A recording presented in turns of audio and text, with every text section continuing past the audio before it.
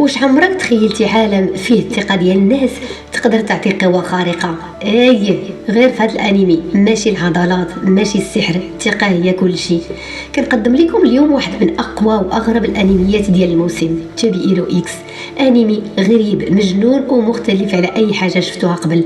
القصه كتبدا مع لين، شاب عادي بزاف عايش بوحدو، ما عنده لا طموحات لا قوى لا والو، بحال شي ظل وسط مدينه عامره بالابطال الخارقين.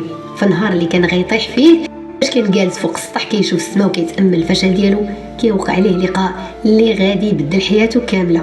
قدامه كيهبط من السما واحد السوبر ايرو مشهور سميتو نيس، لابس ستايل معروف عند الناس كاملين، وبلا ما نقول حتى كلمه نيس كيطلب من لين حاجه ماشي عاديه، يبدل معاه الادوار. والسبب لين كيشبه ليه بزاف، شبه خارق اللي غادي يخلي نيس يثق فيه ويسلم له حياته والشهره ديالو حتى هي. من تما لين خاصو يعيش في دور ماشي ديالو، خصو يطل قدام الكاميرا التلفاز، يتكلم قدام الجماهير، يواجه اعداء اللي ما عمر عقل عليهم، وكل شيء كيخدم على حاجه وحده، يحافظ على ثقه الناس فيه. حيت في هذا العالم الا الناس تقوا فيك كتولي عندك قدره حقيقيه. وفاش كيبدا يتدرب ويتعلم كيفاش يكون بطل، المفاجاه الكبيره هو انه كيولي فعلا بطل. الناس كيثقوا فيه والقوه كتجيه والشهره كتغرقو، ولكن الشهره راه ماشي دايما نعمه، البلان كيتقلب فاش كيقرب موعد البطوله ديال الابطال الكبار اللي كتدار كل عامين. هذه بطوله فيها الابطال الكبار كيتقاتلوا باش يحددوا الترتيب ديالهم والكل كيتفرج.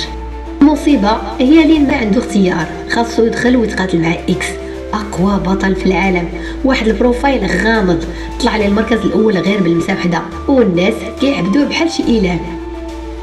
ومع كل نزال لين كيكتشف ان عالم الابطال الخارقه ماشي بحال ما كيبان، فيه الخداع وفيه الفساد وفيه الظلام وفيه اسرار تقدر تهدم كل شيء. هذا ماشي غير انمي على الابطال، راه مرآة على الشهره، على الضغط ديال المجتمع، وعلى شحال الانسان يقدر يتغير غير باش يرضي الناس.